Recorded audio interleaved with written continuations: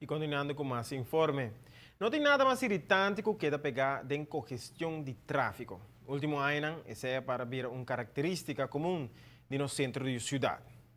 Well, pensei, nós não temos bombinina nenhuma congestão adicional, pero fora de sabra, estão, actually, fora de viernes à tarde, estão que estava bem para Bau, riba entre outro Wilhelmina Straat, direção Havenstraat, todo para com desviação que a bruxa não plana por completo.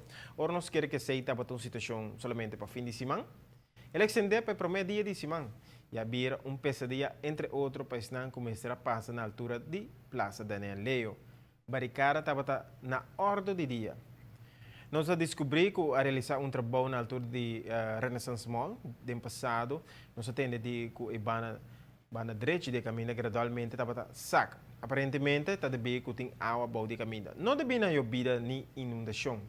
Nesse caso, ele trata de água de lama, mirando de cercania de saque. Evidentemente, ele estava necessário para pompa e sacar água fora boa de caminho. Lo que arriba na ser área para tráfego. Tanto que nós trabalhamos e trabalhamos a causa bom congestão de tráfego.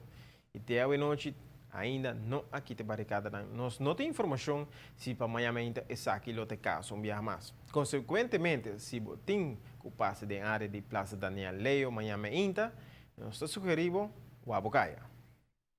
E continuando com mais informe, nós não mira nenhum bordo de desvio tampouco para avisar de obstrução que vai ter adiante de tráfego.